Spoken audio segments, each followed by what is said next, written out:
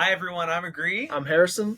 and this is Bottom Line Design. And today we have on Chris Nguyen, who is really like a multi-hyphenate, I would say, like a designer, entrepreneur, creator, that has been very publicly sharing his journey as he's grown from, a design leader at startups to now like an independent designer, creating courses and working on some really new, exciting stuff. So, Chris, thank you so much for coming on the show. You want to give the audience a quick intro? Yeah, thanks for having me, gents. So I'm a self-taught designer with a business background. I studied business because I didn't know what to do, and it was like the quickest way to get in a degree. So not much to write home about with that degree there. But yeah, fell into tech and been doing that for like 10 years as a designer, and then quit and kind of bumbling around the last 4 years and kind of stumbled into entrepreneurship. And now I run UX Playbook, which is a platform to help designers level up their career, whether it's a portfolio or running their design team through playbooks, courses, and coaching. Yeah, so that's a bit about me. So in the beginning, from your Genesis story, did it start in Vietnam? Did it go? Yeah, you want to talk just a little about that? Yeah, so I've been living abroad for also 10 years. So actually, yes, my tech and design journey started when I first came to Vietnam. I was like traveling and like, crap, I ran out of money 4 months in, 2 months left. And luckily, my parents were retired. So I was staying at theirs. And they said, hey, why don't you just get a job to fund your trip? And then you can just go home, right? Okay, cool, I'll do that. And I just fell into tech and I was like, damn, this is the place I want to be. A lot of amazing people and the vibes are super chill. And I was like, yeah, this sounds cool. And then sort of fell my way into design as well, working with designers in that org because I was working in marketing. So yeah, that's where my journey started. And, I've been abroad for 10 years, but I would say like 7 years probably living in Vietnam. And it's just been amazing. And I love the place. And I think it's, just super dynamic. What was cool about tech? Where were you flying out of? Like, where were your parents from? And who was the person that kind of after a conversation with them, catalyzed that entrepreneurial journey? Oof, okay, a lot of questions there, Harrison. Let me see if I can knock one of these off at a time. Okay, so where was I from? So my mum is Chinese and my dad is Vietnamese. Fled to the UK in '79, retired in 2011. I came back to Vietnam in 2013, just to visit, and ended up staying, as I said. For the tech thing, I think, I don't know, so I was working at a wearable tech company. So there was a lot of PhD, like data scientist guys, and I just found them to be a blast to hang around with. And I was just like, holy shit, these guys are absolutely amazing. And I wasn't from that background. I have worked in like the service industry, like restaurants and stuff forever, right? So I was like, holy shit, this is like a completely different world. Sorry, I didn't know if I could swear or not. But keep children watch the show. It's actually like our entire audience is toddlers, so yeah, I don't know. We might have to cut it short. Like, no, you're good. You're good. Okay. So yeah, I think it was just being around those folks. It just seemed like really fun. The team was relatively young. You know what startups like, gents, right? So it was like mid-20s. I found the pace of it really alluring. So I just really liked it. And then for the entrepreneurship journey, I mean, my parents, when they were young, I think they started restaurants in the UK, and that was like, I worked at a restaurant, my parents' restaurant, when I was 11 years old, right? That's the story of when I started working. So I saw them build the business. I knew that I didn't want to take over that business, but I didn't know that I wanted to start my own. It's not until I was a lot later, like when I first started, like when I was 30 years old, I was like, okay, I want to start a company. And then I foolishly thought starting a company was registering the name. And that's what I did. And years went by, I didn't even do anything with that name or like nothing, right? And then when I quit my job in 2020, I was like, what do I do? So I got into content creation, played around with the camera and video editing. And then friends were like, okay, do you want to work on something? And that's kind of it. It wasn't like there was a big ambition to like build $1 billion company and get funded. It was just like, let's just, side project it and side hustle it. And that was kind of what got me into it. And I just got the bug. Wait. So 2020 is when you quit your job. Was that job also that was your tech job? That was That was my marketing. head of design gig. Yeah. Your head of design gig. Okay. And so then you're working with some friends. Like, what was it that you guys were side hustling or sort of side projecting? Yeah, so we help like Scrum Masters get certified.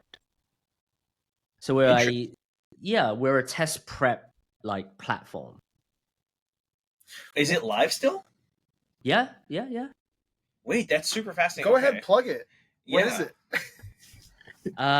it? Scrum Prep. If you just bust it in on Google, you'll find it. Scrumprep.com. Cool. It's still there. My friend is still running it, and we basically took that and we wanted to spin it into something else. We're like, okay, well, can we just basically replicate the same business? Turns out we can't. Even with the same product. I don't know, our marketing message fell flat. We tried all the same tactics. I think it was the right place at the right time. Plus, he started on Udemy and then brought those people over. So so we basically try to replicate scrumprep.org, which is .com, which is also his. Yeah. Wait. So when you said you try to replicate it, like you try to take that same model and apply it to another vertical, or? No, we just straight up try to replicate it. We just cloned it. We literally just cloned it. Oh, and like lightning didn't strike the second time? Nope. Why do you think that was, and what moment can you recall that allowed you to feel confident in quitting your day job? So I actually am pretty reckless. So I just quit. I was like, this job sucks. The people sucks. I'm gone. And I just quit. And then, yeah. So it didn't give me like the confidence wasn't from the hustle. I wouldn't have quit it for that hustle anyway. But because I wasn't doing much, like I was kind of just exploring. I was like, oh, okay, let's just work on this thing that you're working on. Seems all right. But yeah, like we worked on it for like 6-7 months and just kind of said, you know what, it's not really working. We're not getting the same traction. We're not earning as much as scrumprep.com.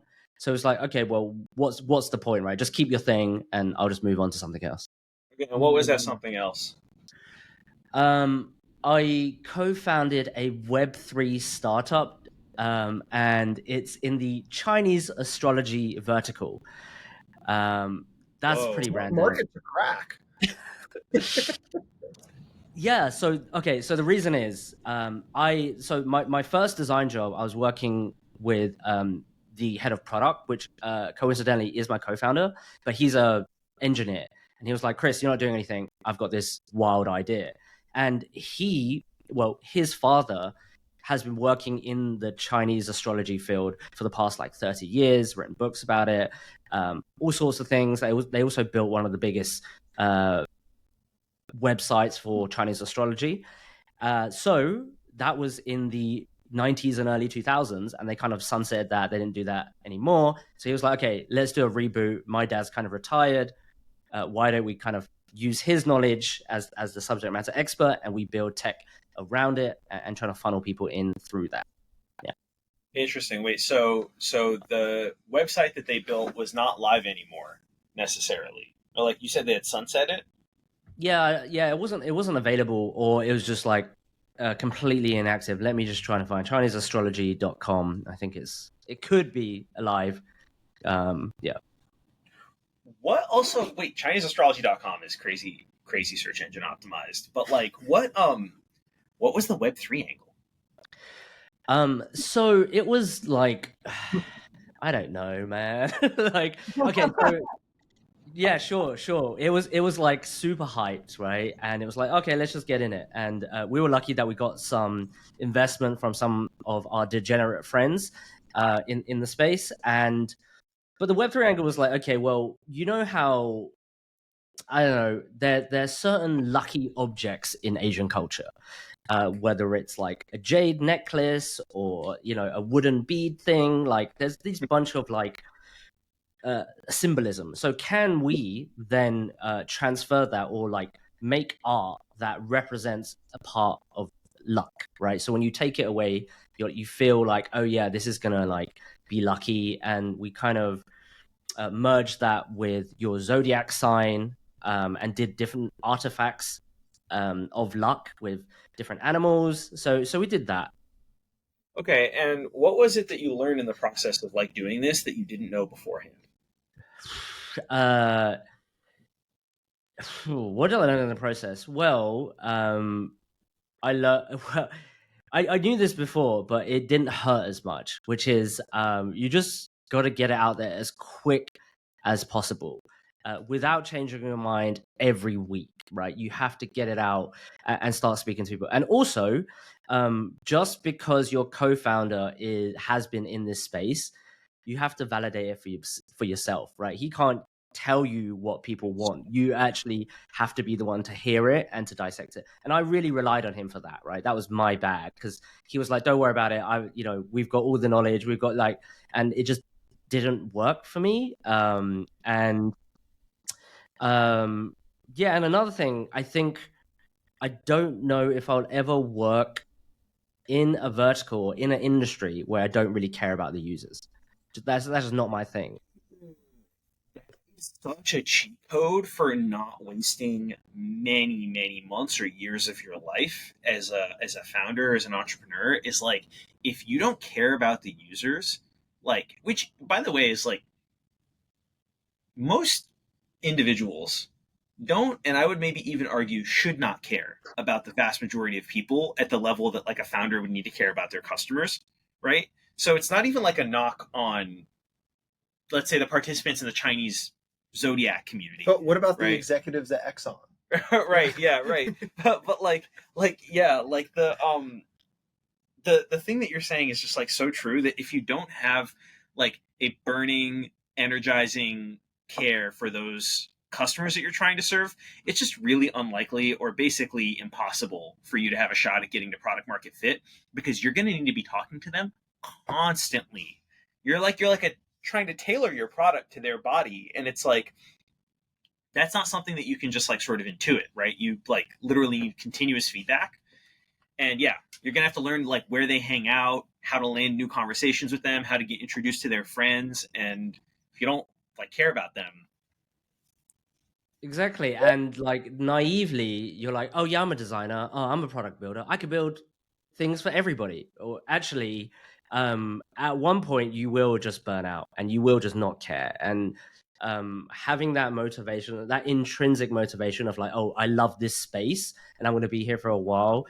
Exactly. As you said, it's a cheat code. And I did that multiple times of starting things in random spaces that I didn't really know about, to realize that no, let me just go back to the design field. Let me design things for designers, because that's the community I love and I could spend all day in. So by this time, like what took you out of this startup, and during this time, is this when you started seeding your thoughts and opinions and started getting a follower count, or when did that happen later? Yeah, so I had worked on UX Playbook in 2020, right? And then I started this company in 2021. We sunsetted it in 2022. But so UX Playbook, it was just on the internet, no marketing, no effort required, but it had been generating some like organic traffic, made some revenue. So the reason we how are closed people down, finding? yeah. How are people Um, finding you? There's no marketing. yes. So like one girl found it. I don't know how she found it, but she was a product designer at TikTok and she posted about it, and we got 1K revenue that month. And I was like, what the hell? So I hunted down the video because it linked back to the website. I was like, okay, cool. And then some other person on YouTube did a video about it, and yeah, that brought us a lot of views. Like I don't really know how they found it. I didn't actively market it, and I didn't grow a following. I wasn't creating content around it. It just happened. How That's did you? also the story of the first customer as well, guys. It just happened. It just Uh, happened. it happened, yeah. Like I basically put like a guide up, did some interview with some friends, and the only reason I put a buy button there was because I wanted to watch them click on that and go through the flow. And it was on Buy Me the Coffee for like $1. They didn't finish the flow, but then I just left it there, and then someone bought it in a week, and I was like, wait, hold on a minute, like what's going on? Whoa! So the first month you made $1,001 bills in revenue. No, no. I made $1 in like the first month, but like, and then next week someone else bought it. But throughout the year, or like 2022, by the time this Web3 startup closed, it generated like maybe 4K in revenue in like 2 years with me not doing anything. And then I decided, okay, let's actually put out content and try and push this thing. But the reason why we shut down is because we just ran out of runway. How did you arrive on like what to focus on when you're like trying to operationalize this playbook? Like, and where was, I know you have a lot of startups in between there. So how were you juggling both like concurrently? Yeah, at one point, yes. Yeah, like UX Playbook was always a side project, and it was just like, okay, let's just put out content and see what happens, right? And my partner convinced me to do it. I was like, I kind of don't want to do that. Just want to like design and just like fuck about. But she was like, yeah, no, you should do it. So we just committed to posting one thing a day on Twitter. And when Twitter's growth stunted, because we repurposed it to LinkedIn, we then did LinkedIn. At one point, we were doing like a video a day, which was absolutely crazy because that's just running too fast and too much work. But yeah, we just tried to. We had a lot of free time at the wind down of that startup. We had a lot of free time when it's like, are we raising money? Like we're speaking to this, but then there was really nothing to do. So we had a lot of time to work on UX Playbook. Oh, interesting. Okay. And so was it like very natural for you to just like one of the things it's like a really, really surprising gauge of sincerity is what do you do when you have free time? And so did you find yourself just naturally gravitating towards UX Playbook? Or I mean, you mentioned your partner kind of like talked you into getting on the content treadmill for that. Like, would you not have done it if you had not been nudged to? Like, what were you thinking about when you had that free time? I was quite into video. So because I had spent like the last couple of years learning about it and just kind of doing silly like vlogs or whatever, travel films, and it was just like fun, right? I really liked learning about it. So yeah, I think I would have kept the YouTube channel as like a form of expression. I always wanted to make a documentary about my parents, and just use it as a medium of creativity, like another medium. And yeah, I'm not sure if I would have just like banged out that drum of like every day I need to post something online. I'm really not sure. But I'm glad I did learn a lot of things and made it a lot easier to post every day. Like instead of just writing every day, just write in bulk or whenever you have time, or so yeah, I'm honestly not sure. Maybe I would have gone back to consulting or like some other side gigs, but who knows? So when did you start dedicating like 100% of your time becoming self-made, and like was there a certain moment that you can recall?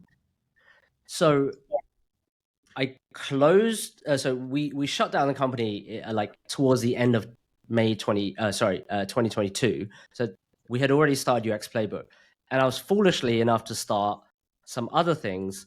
Me and my friends started a YouTube growth agency, and that was quite crazy because we were into video. He had a big YouTube following, so it was like, Chris, do you want to come in and we'll build this agency together? I was like, okay, cool. So I was doing that at the same time as starting UX Playbook, and then I sort of stepped away because I wasn't enjoying that video client work, and then I also went to a startup accelerator after that, because I was like, UX Playbook is always a side thing. Like I was kind of like not taking that 100%. I was like, no, this is okay. This is like internet stuff, but let me actually go do real stuff over here. that was my mentality. And then I didn't end up raising money from Antler. And thank God I didn't, because it was in another world that I'm not familiar with, but the idea was sort of interesting to me. Then it was like, okay, July 2023 is like, okay, let's actually like work on this. I've been distracted for the last year. Let's do it. You're coming up on the 1 year anniversary of like being all in on UX Playbook. Basically, yeah. It's kind of funny how like things that maybe you ignore, we certainly did this. Things that you kind of ignore, or like you don't immediately see how it can turn into something bigger, makes it self-aware, and says like, hey, I'm growing with or without you, but if you pay attention to me, we can grow together much faster, much bigger. Yeah, absolutely. And it was like, I think we got really lucky with UX Playbook. So the first month we made content or posted content, $400. The next month, $2,000. The next month, $4,000. The next month, $6,000. Are you raising the prices as this is happening, or you're still after that $1 cost? I'm always experimenting with pricing, so like I do that like all the time. So actually, that was the idea that I had pitched, like to raise funds, which is like, let's do a pricing strategy tool for SaaS businesses, and we can optimize the pricing based on pricing tables and little micro things. Anyway, but yeah, I am. I'm like repackaging, rebundling, producing new products, just kind of like doing that stuff at the side. And then I've got like another thing that I'm spending more time on. But like, yeah, that was always the side thing.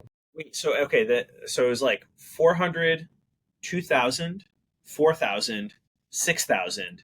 Yeah. Like, and did that trajectory just kind of continue? Like, what was? No, it didn't. So we ride that way for a bit, and I think the point of telling you that was like it then tapered off to like 2-3 grand like consistently a month, and I was like, okay, well, is this worth 100% of my time? And I think that's why I was like teased elsewhere, right?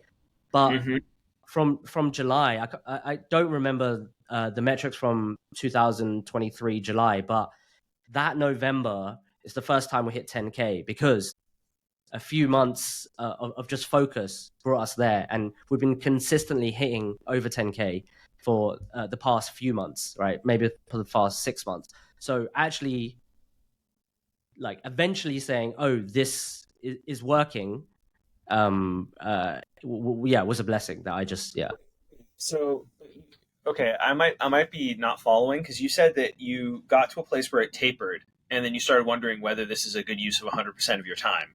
Right. And then you? Yeah. Yeah. Then the YouTube agency, Antler, the startup incubator. Then I was like, okay, both of these aren't working.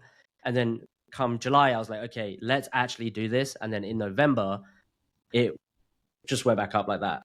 Whoa! And now it's been over 10K like repeatedly. It's interesting because like when we talk about like the designer TAM, you would think that it's actually not that big, but it seems just by virtue of your course like growing that there is something there. Or do you have any ideas on like what that TAM is, or do you have plans to like go a little bit wider to like more creatives, or how are you thinking about it?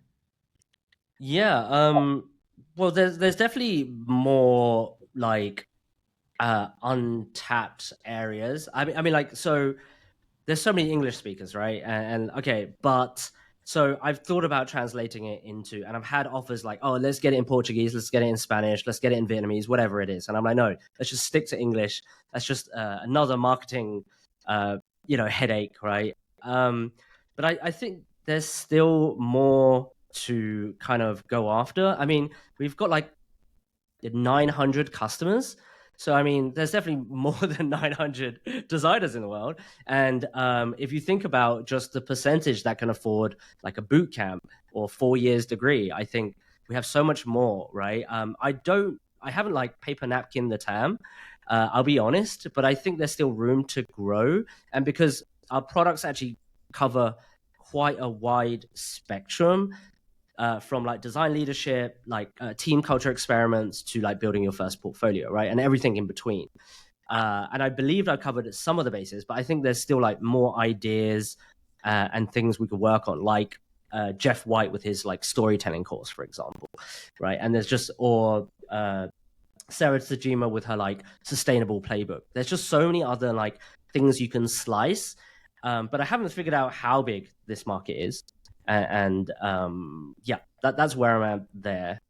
Yeah, so I have some thoughts because I've thought a lot about not like very I would say super rigorously, but it's just like a thing that I think about like frequently in an idle capacity is like okay, with like a total addressable market for something as like intangible as design, and then also like information products within that market, right? So you've got like kind of two levels of like squishiness.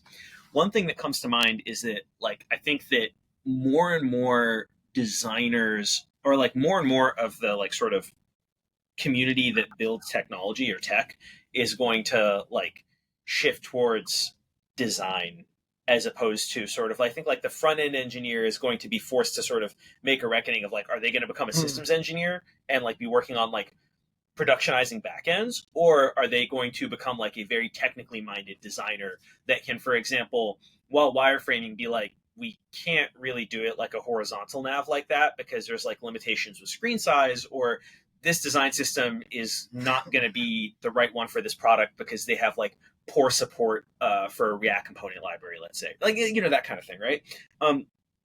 That is on one side. Is like I think in that sense the TAM is growing, but then on the other side, the very nature of tech constantly changing makes it so that there is no stable set of best practices, which means that as long as you have an audience or a group of people that like will march with you as you're figuring out for this inning whatever those best practices are, there will be that audience multiplied by how frequently the best practices are changing in appetite for productized, packaged wisdom from you. You know what I mean? Yeah. I also think like just expanding off your point, what I'm seeing as well is because of the emergence of AI, there are a lot of roles now that are able to double dip.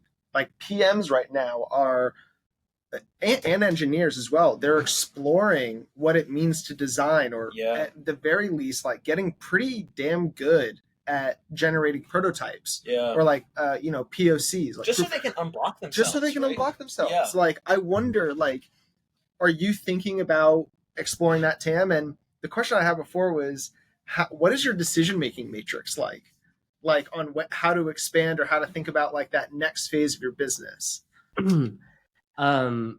Yeah, that's a good question. I mean, it's really personal actually, because what I've learned personally is that if I don't think about my lifestyle and how I want to live, my business is not going to thrive.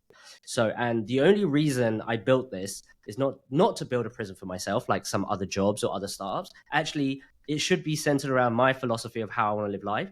And maybe I don't want to take a huge chunk of the TAM just for a sacrifice of whatever, and I'm okay kind of sticking to this. So it's a really personal answer. But before I answer that, I spend most of my time instead of thinking about the TAM, thinking about how do I unlock or grow the lifetime value of the people that have bought from me, because it's way easier, right? And my product is a one-time purchase, so it's like, okay, if you bought something to do with your portfolio, how do I follow you down that journey of like getting you that job, right? Getting you that leadership role, like provide like support along the journey. So instead of it being a one-time buy, be recurring in some sense, or at least multiple products. So I spend more time thinking about that through the product journey and the designer's journey, because typically they come in as juniors, or that's the most popular product. That's what they've told me with their dollars.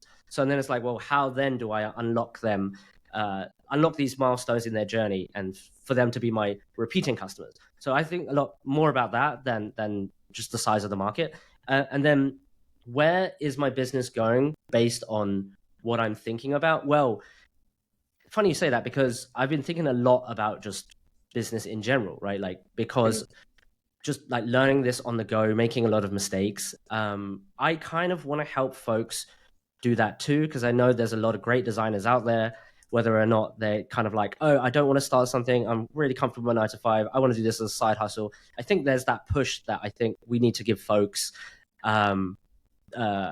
that push would be like, no, you actually can do it. You don't need to quit your job. You can, here are these like simple things you can do today to build that business.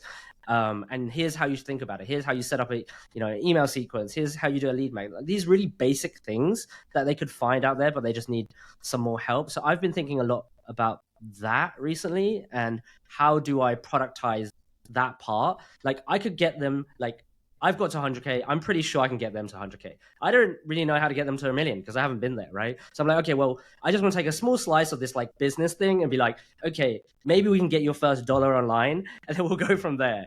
So yeah. And I think that's a natural progression in my mind of like, okay, well, how do I become a UX designer to building a portfolio? And then walking down that line. And then once they're senior enough and they're like, fuck a 9 to 5, I want to start my own thing, then I'll be there too. And following my journey, I think that's natural. That's kind of what I like to talk about these days. And that's how I'm thinking about my business, like long term. Yeah. So, and you mentioned earlier when we were chatting, like, this is some of the, like, there's some place that your mind has been gravitating towards. And is that like sort of, can I tell you something, Chris? Yes. I think that like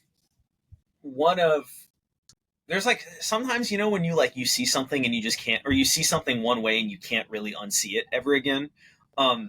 So like I've been kind of like vibing with Buddhism for like the last like year and a half, and there's like a point at which like Buddhism really like snapped off, like when it found product market fit, you could say, was when the Mahayana school arrived.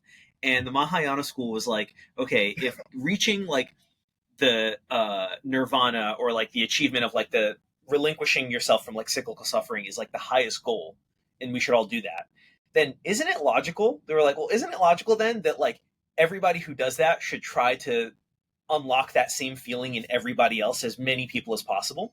And I've noticed that there's this thing that like I think internet capitalism specifically has, where because you're able to authentically share your story, like so many of the successful entrepreneurs are literally like, I had this problem, I solved it for myself. And that story then on the other side is like sort of like the Tokyo coffee shop approach to entrepreneurship, which is like, you want to live like the life that's like perfect for you, that like the business enables. And also like the net result of that is probably going to be a way more tasteful product than some like grueling, grinding, like economies of scale, like sad, big thing, right? Well, but then you can share your story and you can share the path that got you there. And in the act of sharing it, yeah, people will pay to like learn how to do it like you did. But then in the process, they themselves will sort of like sprout their own financial freedom, which is just like, it's so cool, And so the fact that you're thinking like, okay, we got you to the place where you are now a legible credentialed designer in the market, like my student, right? Now, let's get you your market worth in the form of you turning into an entrepreneur. Wow, that was beautifully put, and a great example that you brought out there as well. I never thought about it like that, but yeah, maybe that's what I'm doing. I'm just like, oh, this might work. This, like, I'm passionate about it. I've already validated it, so I've got some recurring designers that are going through coaching with me. So I want to prove that I could help them first before I try and productize it any other way. So it's in motion already. And I'm really not sure what the final state is, or even if there's a final state or product. Of course, there'll be something I need to market, but I'm in validation stage now, and we'll see where it goes. But yeah, just getting really close to these designers and speaking to them like daily, basically. So let's see if I can actually help them get there. And when you say like getting there, is that like them finding work as independent designers, or them becoming design creators that have their own sort of like knowledge products? Yeah, that's a good point. I think what I want to help them with is like, yeah, growing their business through content. So whether it's like freelancing, whether it's like actually producing content and getting sponsorship. So like, I think I'm familiar with that slice of the cake. So I'm like, okay, well, I can only teach what I know, right? So I'm like, okay, it really depends. So I'm still kind of testing these out. One person is a creator, and she just wants to get brand sponsorship. So I'm like, okay, cool. I've done it. I can tell you how to do it. And then the other is like, okay, I want to freelance. The other is like, I want to coach. Okay, cool, great. I've done both of those things. Great. So it really depends. I haven't really figured out what type of model that they are going to implement, but I know they can grow whatever they have existingly with content as a distribution platform, right? Can we ask your take on something? Yeah. You were like, no one's ever asked me for my take on something. Do you think that the natural state of the internet entrepreneur or the internet design entrepreneur is that they're picking one lane and just running with it, be it brand sponsorships, be it coaching, be it design, be it like freelancing or course design? Or do you think that it's the more natural state is actually that they're doing a little bit of all of it? Yeah. You know, like, do you have an opinion on that?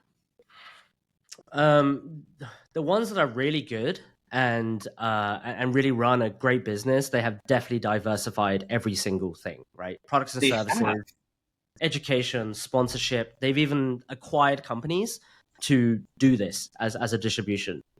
So yeah, the great ones, the great design creators, yeah, I mean, you know, in the seven figures easily and are doing a bunch of different things. Yeah. But you know, I would say the majority don't garner sponsorship interest just because they're too small. And if you always chase that, that's actually not a good game to chase, right? You're just a marketing agency. And I don't believe that to be, you know, you're not creating other things and using your abilities potentially to the maximum level. I think you should definitely branch out. But yeah, the good ones do. I'm not sure about everybody else. Yeah, that's my take. So, not super insightful. share some wisdom with us in the audience then, like about what your thoughts are. First of all, I'm surprised that you say diversify because you know we come from the Y Combinator school of entrepreneurship where they really advocate going all in. I don't think that like you know one answer is necessarily right over the other. All of it like does boil down to like you said, what are your personal goals? But maybe, and maybe you share this belief as well. But maybe it's actually all in reproducing yourself, reproducing your actions and like your ops. Maybe that's like another version of all in versus I'm going all in on templates, I'm going all in on coaching, I'm going all in on like, you know, this, that, and the other. Maybe it's just about like the general theory that reconciles. Yeah, it's like Chris is going all like it honestly sounds like you're going all in on trying to create yourself within your students. You could say that. You could say that. A lot of it is, yeah, the mindset thing as well. Yeah, but with what you said, agree. I'm actually just still trying to figure it out. I'll be honest, right? So it's like, okay, the template or the playbook thing worked, great, but is it working with amazing results? No. So what else worked? Oh, the sponsorship thing works, and it's actually lower effort. That's why people like to do it, but you have to have a certain audience, certain brands, relationships, whatever it is. And then it's like, okay, what about the coaching thing? What about the productized agency, right? So I think it's healthy to explore because fundamentally it's like you want to know what's the lowest effort and the highest output, right? So right now it's usually sponsorship because they got the big dollars and they can pay, right? But and then you got to figure out like, okay, do I enjoy this? Do I want to be a marketing agency? Do I want to sell other people's product? If I have distribution, why don't I just sell my product? So there's no right way to approach it, and I think folks creating should try different ways. Just because if they don't know fundamentally what they like, and there is like just one playbook, not everybody's going to succeed, right? Everybody's going to drop off. So the beauty of this is like you are fully independent. So it's like just go crazy, you know, make a bunch of mistakes and see what works for other people because yes, like sponsorship is great for me at the moment, but for others it might suck, right? And they make better selling their courses or whatever it is. So is it the idea that like success in your eyes, is it something where it's like you're creating many competitors? Because really like if they were to fully grasp everything that you're offering, that's basically you and your process. Like, is that what success? Like, what comes after that? I mean, I don't know, collaboration, acquisition. Put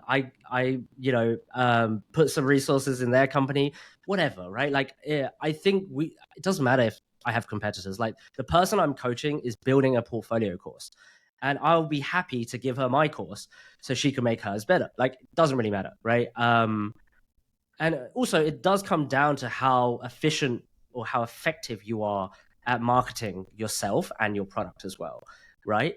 You have to be confident that you can do that. But like at the end of the day, I don't see it as competition. All the creators uh, in a group that we're part of, like it's absolutely fine. I think everybody's like swimming in their own lanes anyway. And the more people win, the better, because everybody just helps each other out. And of course, there'll be a few bad apples, but I don't really see that them as competitors. And yes, hopefully, if I pass on the knowledge of whatever wisdom I have, it would be useful. And everybody's got their own flavor, right? They'll always spin it, twist it, and make it something new anyway. So it won't be mine, right? So I don't need to hold on to anything like that. Yeah. Yeah. And I mean, in some ways, it's almost like sort of like the greatest success for you in this next chapter would probably be like spawning like a wave of internet design entrepreneurs who become even bigger, right, than you. And it's like you can say like, okay, it really worked because they took the playbook and they like ran it to another galaxy. Yeah, that would be really cool. That would be really cool. Starting small though, with a few. Yeah, of course. Amazing. So you're in the thick of it now. Mm. Where are you in 15 years? Dude, I don't know, old country house somewhere in Vietnam, probably like a bunker of sorts. I think still having fun on the internet, still having it as a playground. I want to definitely have traveled, like proper traveled, like a year in this country, and kind of soak up what's happening over, whether it's Mexico, or Thailand, like places I lived, or elsewhere. But yeah, 15 years from now, I don't know, man. Hopefully, have a bunch of companies, like a portfolio of small businesses, and just working on other businesses, seeing what else I could create. But 15 years is a hard one. It's a hard one. Does it get easier if you say 10? Doesn't get easier. 5 doesn't get easier either. 5 doesn't get easier. Wow. No, Okay. man. No. When does it get easy for you to fortune tell? 6 months to a year. 6 months to a year. I can only focus on that much. If it's too far ahead, which I used to do, then I just don't like that. Everything's so regimented. And this is like, I used to do that before the pandemic. And afterwards, like, I'm just going to chill and see what happens, but be active, right? Have a direction, not a map. And that for me has worked really nicely. Yeah. That sentiment kind of goes back to what you were saying earlier, which is, along the lines of like, just not pressurizing yourself. And like, what are you doing it for? I know, Agree and I, we certainly have made promises to one another around like the types of companies that we build.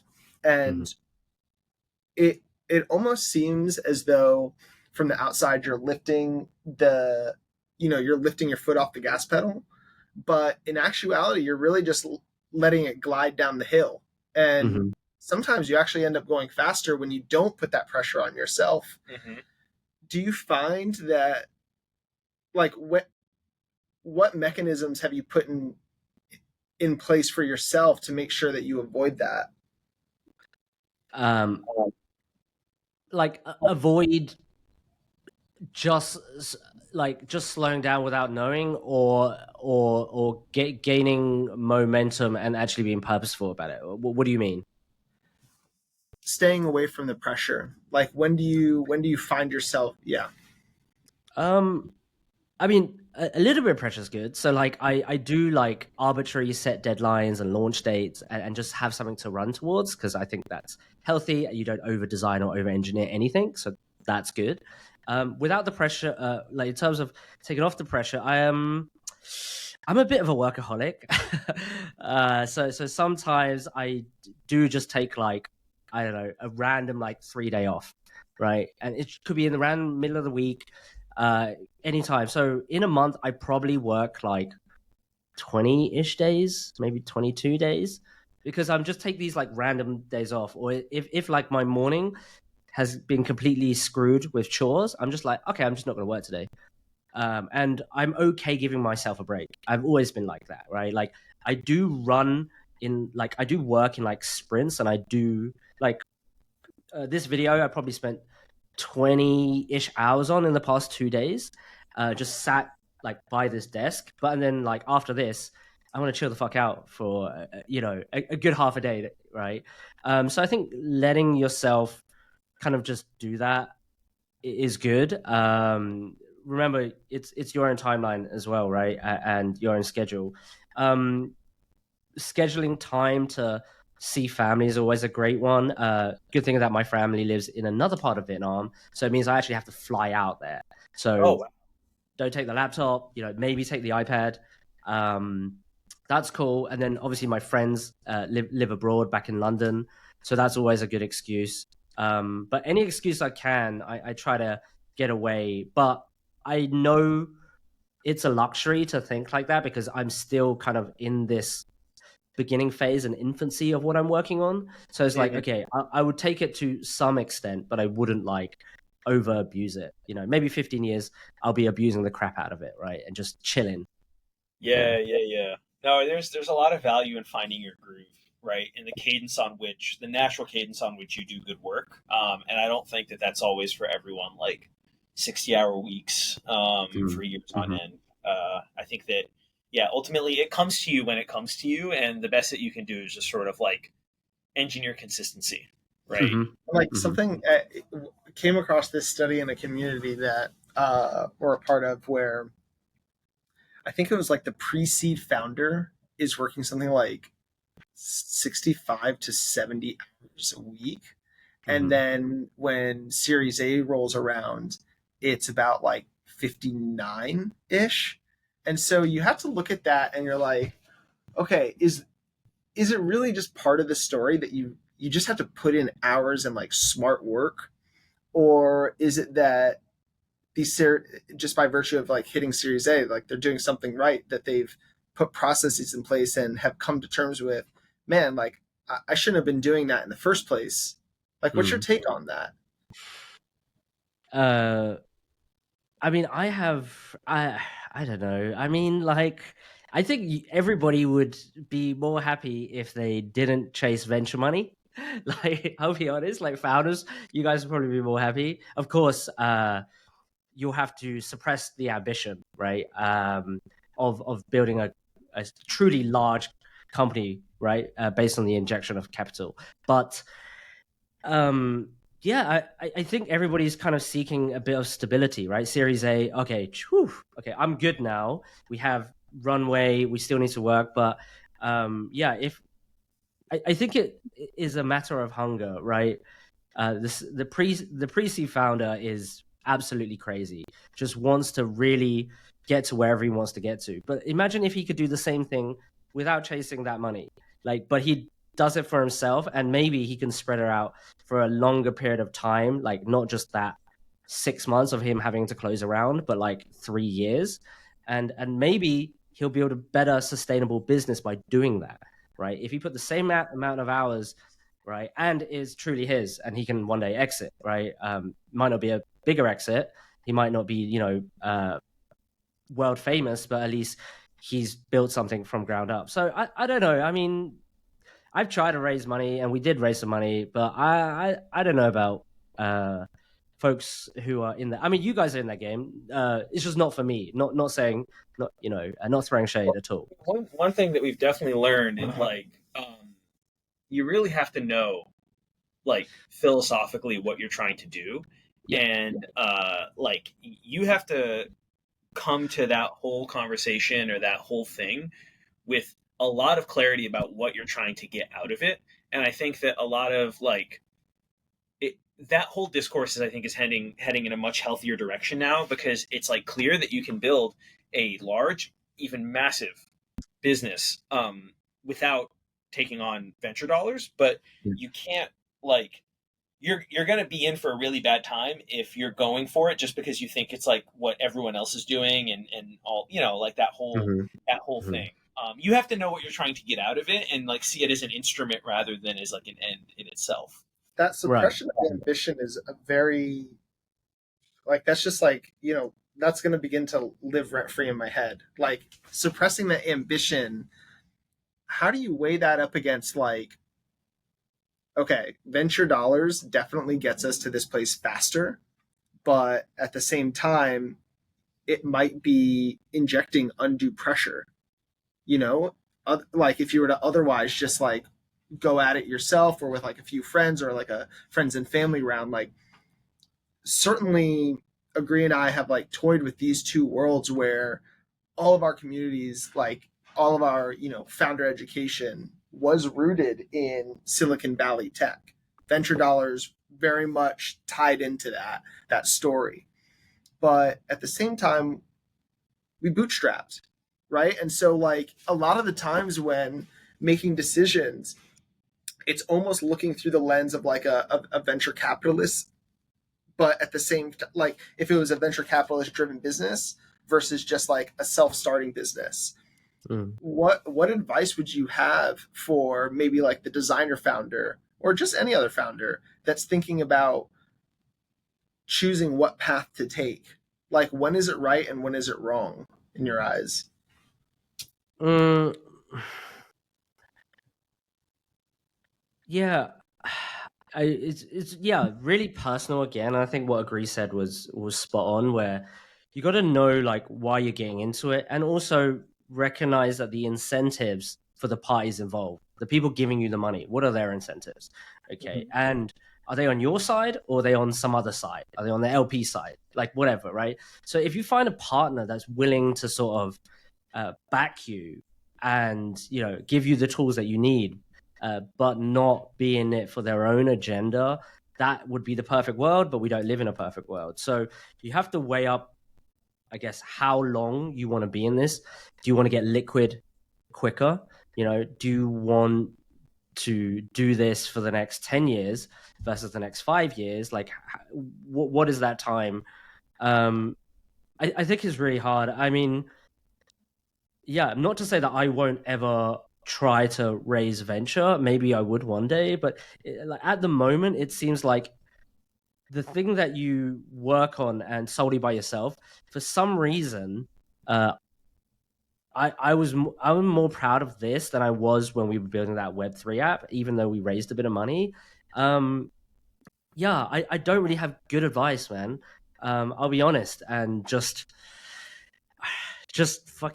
build something cool that people like and see where that gets you, and just run to your first customer, right? Like, get that first customer, and everything else you can kind of figure out later, just like one after the other, and you can see if you need that money or not.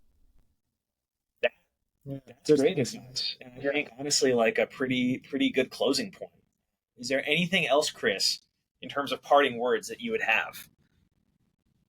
Really enjoy this, gentleman. It got pretty philosophical, and I love that. I think, more founders should listen to this and just kind of think about where they're heading. Is it actually them that's trying to go there, or they're getting pushed by other external forces? And really reflect on like what you want to do, what you want to build, and who for. Because if you're in something right now, even if you've raised some money, you can get out. Who cares, right? It doesn't really matter at the end of the day. So just build something you're super proud of, and you'll be fine. Phenomenal. Thank you, Chris.